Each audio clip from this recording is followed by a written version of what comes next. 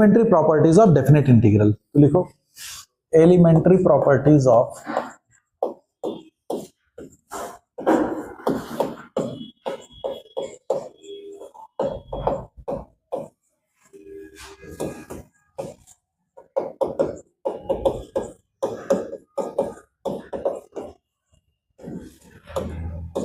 Elementary properties of definite integral, है ना। तो डेफिनेट इंटीग्रल की कुछ कुछ प्रॉपर्टीज और उन पे बेस्ड, देखो डेफिनेट इंटीग्रल की प्रॉपर्टीज जो है वो बहुत इंपॉर्टेंट है, क्योंकि मोस्ट ऑफ द क्वेश्चंस जो होंगे वो प्रॉपर्टीज का यूज करके, कभी कभी क्या होता है इनडेफिनेट इंटीग्रल, देखो अभी हम लोगों ने क्या देखा था कि जैसे कि अगर आपको डेफिनेट इंटीग्रल दी गई है तो तुम क्या करते हो, इनडेफिनेट इंटीग्रल को इंटीग्रेट करते हो और उसके बाद वैल्यू पुट कर देते हो और यू गेट द आंसर, है ना।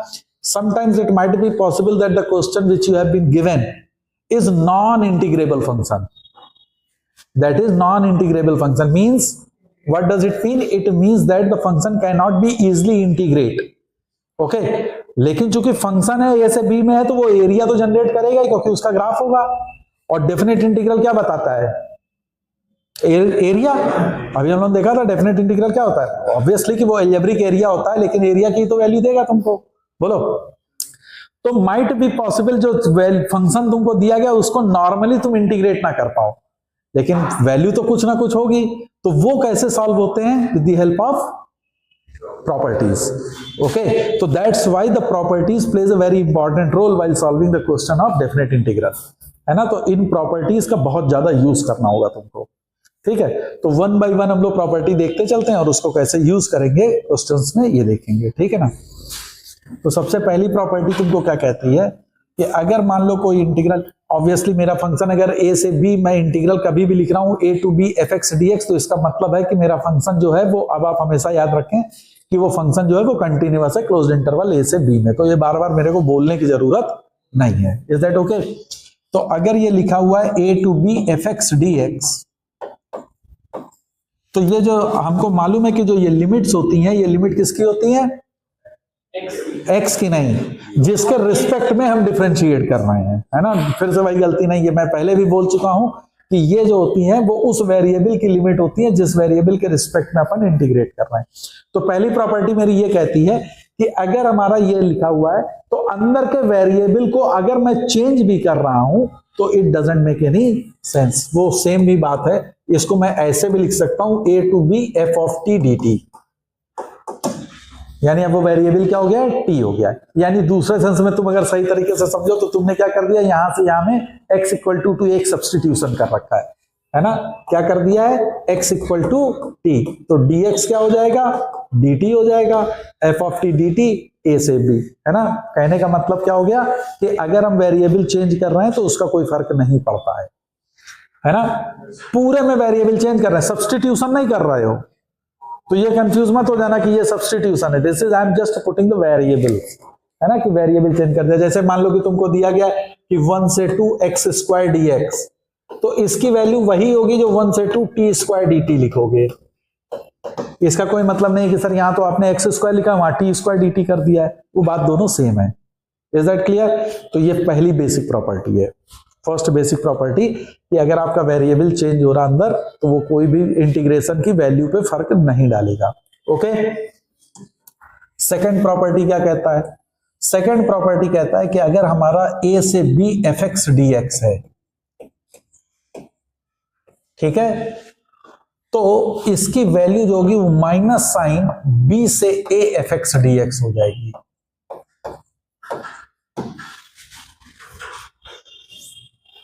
ठीक है, माइनस टाइम बी से ए एफ एक्स डी एक्स, और ये हम लोग ऑलरेडी देख भी चुके थे। इसका अगर तुमको प्रूफ याद हो तो ये हम लोगों ने ऑलरेडी देखा था कि मान लो अगर एफ एक्स तुम्हारा पॉजिटिव है और वो ऐसे जा रहा है, तो ए से बी अपन राइटवर्ड जा रहे थे, तो ए से b f x d x this value.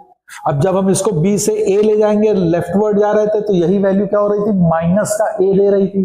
तो स्वाभाविक सी बात है कि ए से b f x d x is equal to minus time b to a f x d x हो जाएगा। क्यों? क्योंकि अगर मैं इसको राइटवर्ड मूव करा रहा हूं तो अब ये मूवमेंट मेरी क्या हो गई है? लेफ्टवर्ड हो गई है, तो वो अपोजिट साइन के साथ दे देगा। क्लियर है? अगर एफ एक्स एक्स एक्सिस के नीचे है तब भी यही चीज थी, बोलो। याद है कि नहीं? तो ये याद रखना है, this is the second property कि if a to b fx dx, तो this would always be equal to minus time b to a fx dx। Clear है? थर्ड प्रॉपर्टी, थर्ड प्रॉपर्टी क्या कहता है कि अगर मान लो कि तुमको दिया गया है a से b fx dx, ठीक है, तो इसको मैं लिख सकता हूं a to c fx dx plus c to b fx dx। ये जरूरी नहीं है कि मैं सिर्फ एक ही बार ब्रेक करूं, इसको कई बार भी ब्रेक किया जा सकता है। और क्या ये जरूरी है कि c a से b के बीच में हो या उसके ना हो?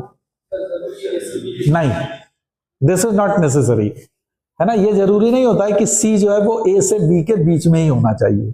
c a से b के बाहर में भी अगर होगी तब भी तुम इस इंटीग्रेशन को आराम से सॉल्व कर लोगे, ठीक है। तो a टू b बशर्ते कि उतनी दूर में तुम्हारा फंक्शन कंटिन्यूअस वहां पे हो। अगर कंटिन्यूटी ब्रेक हो रही है तो आपको वहां पे ब्रेक करना पड़ेगा। मोस्ट ऑफ द टाइम हम लोग इसको ब्रेक वहां पे करते हैं जहां पे फंक्शन मेरा डिसकंटिन्यूअस हो रहा होता है ना। बोलो भाई, समझ में आ रही बात? फॉर एग्जाम्पल, जैसे सपोज करो मैं तुमसे कहूं कि 0 से 2 ग्रेटेस्ट इंटीजर x dx, तो ऑब्वियस सी बात है कि 0 से 2 में ग्रेटेस्ट इंटीजर x मेरा कंटिन्यूअस फंक्शन नहीं है। तो इसको हम लोग क्या करेंगे, इसको ब्रेक करेंगे। तो this break will be 0 to 1 greatest integer x dx plus integration 1 to 2 greatest integer x dx। बोलिए भाई, अब 0 से 1 के बीच में ये 1 हो जाएगा, सॉरी 0 प्लस 1 से 2 के बीच में ये वैल्यू 1 हो जाएगी। तो ओवरऑल ये 1 से 2 है, तो ओवरऑल इसकी वैल्यू कितनी हो जाएगी? ये 0 से 1 है, तो ये तो 0 हो गया। ये वैल्यू देगा x, दैट इज 2 minus 1, तो दिस विल बी 1। तो value of this integral will be 1। Is that okay? तो हम इसको स्प्लिट कर देंगे दो पार्ट में, ठीक है। फॉर एग्जाम्पल, अगर सपोज कर लो तुमको दिया जाए कि 0 से 2 greatest integer x square dx, तो अब इसको कैसे सॉल्व करोगे? तो इसको मैं क्या लिखूं? अब बेसिकली हमको ये मालूम है कि x स्क्वायर जहां जहां इंटीजर हो रहा होगा वहां वहां पे डिसकंटिन्यूटी देगा।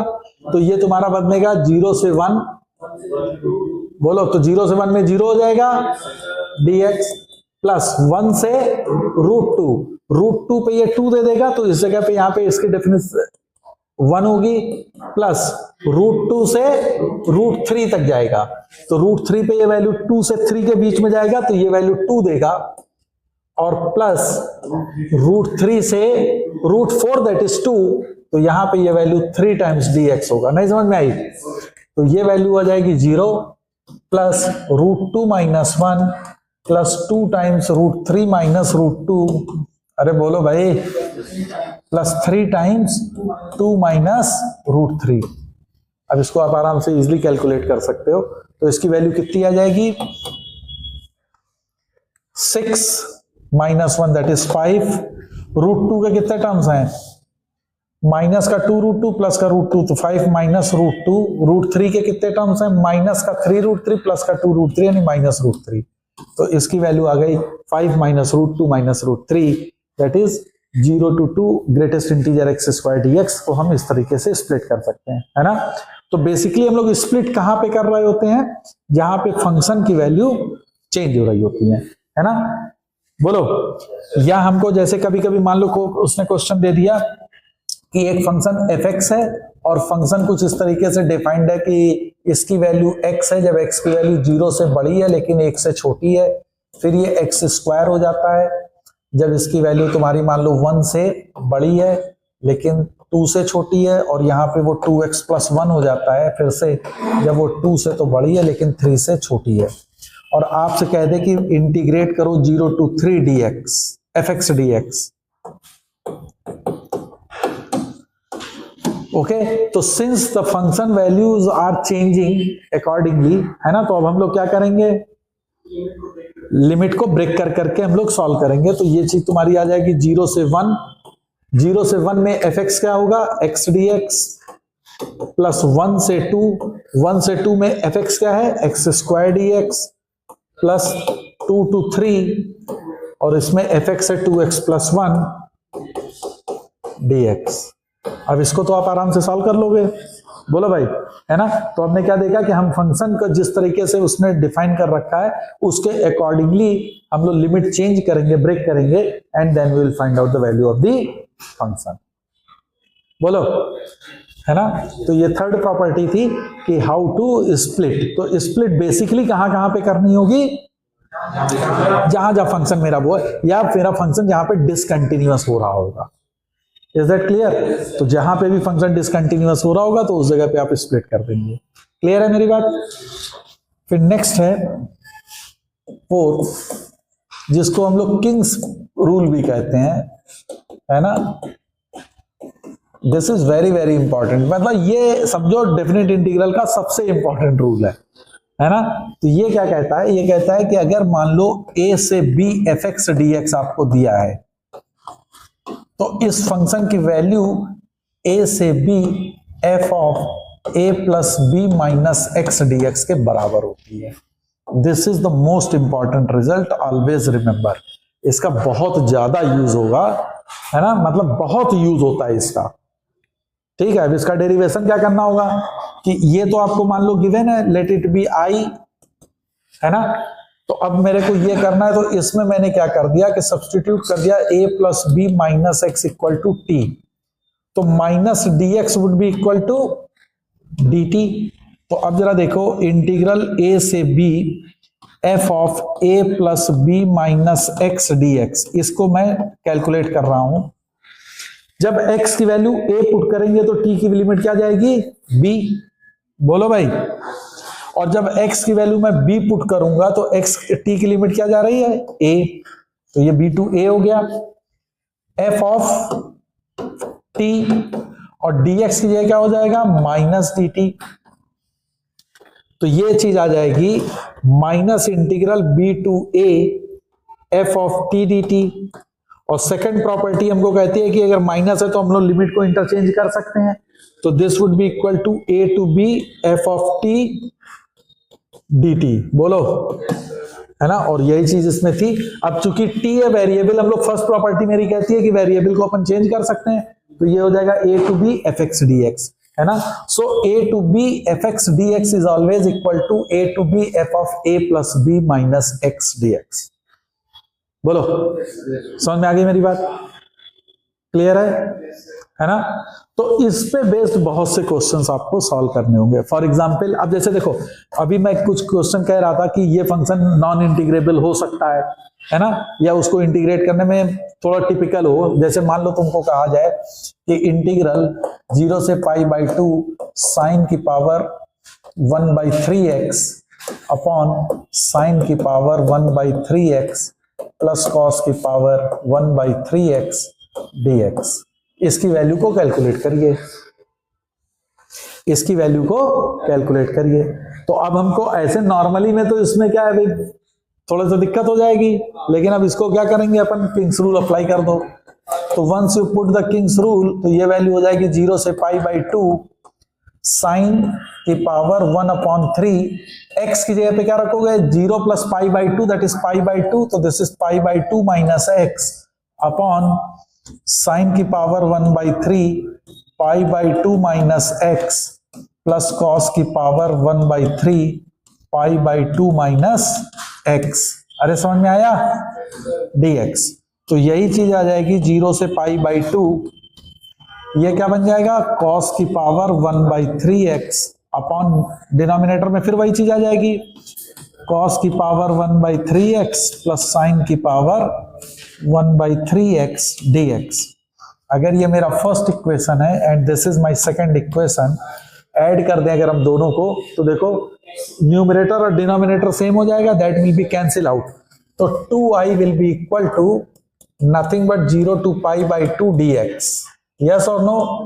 और ये वैल्यू हो जाएगी pi by 2, so i comes out to be pi by 4। तो the value of the integral is nothing but it is pi by 4। Clear है? बोलो, है ना। तो इस तरीके से ऐसे क्वेश्चनों को हम लोग ऐसे करेंगे। इसमें एक चीज और याद रखना कि जैसे सपोज कर लो आपको दिया गया है कि इंटीग्रल a से b fx upon fx plus f of a plus b minus x dx ये गिवन है अगर, है ना, तो इस इंटीग्रल की वैल्यू जो आती है वो हमेशा b माइनस a अपॉन 2 के बराबर आएगी। तो ये इसी किंग्स रूल का बेसिकली यूज किया गया है ना। किंग्स रूल का हम लोगों ने अगर यूज करोगे तो this will be something like this. Okay, तो इसी के बेस पे अगर मैं कहूं हाँ, एक ln6 वाला हमने कोई क्वेश्चन, क्या है क्वेश्चन बोलो जरा।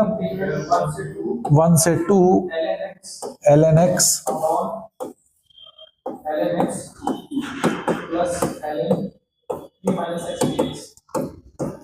जैसे सपोज कर लो कि इसकी वैल्यू आपसे पूछ लिया गया है ना।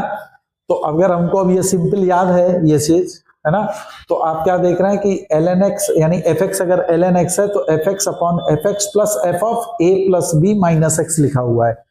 तो सीधे सीधे हम इसको लिख सकते हैं कि this is nothing but 2 minus 1 is 1 upon 2।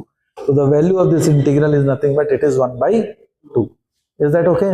समझ में आ रही मेरी बात की नहीं, है ना। तो ये प्रॉपर्टी भी बहुत इंपॉर्टेंट है, इस प्रॉपर्टी को भी याद रखिएगा कि a to b fx upon f of x plus f of a plus b minus x है ना। कभी क्वेश्चन आए तो ऐसे क्वेश्चनों पे हमेशा ये चीज ध्यान दीजिए कि क्या ये इस फॉर्म में लिखा है क्या, अगर नहीं है, और क्या इस फॉर्म को जनरेट किया जा सकता है। अगर जनरेट किया जा सकता है देन इट्स वेरी गुड कि हम इसको सीधे डायरेक्टली फिर क्वेश्चन का आंसर लिख सकते हैं। बोलो। हाँ जी,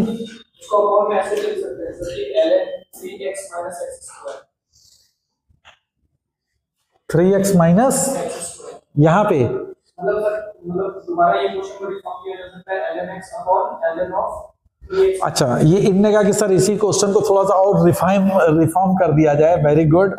ये कह रहे अगर मान लीजिए सर ऐसे लिख दे कि ln x upon ln of, इन दोनों को उसने मल्टीप्लाई कर दिया, that is 3x minus x square dx। तो इसकी वैल्यू भी 1/2 आएगी। जस्ट अब आपको ये रिफॉर्म करना पड़ेगा कि यहां से ये फॉर्म और उससे फिर ये फॉर्म याद रखना, है ना। गुड कि इनने इसको भी थोड़ा सा और रिफाइंड कर दिया। ओके।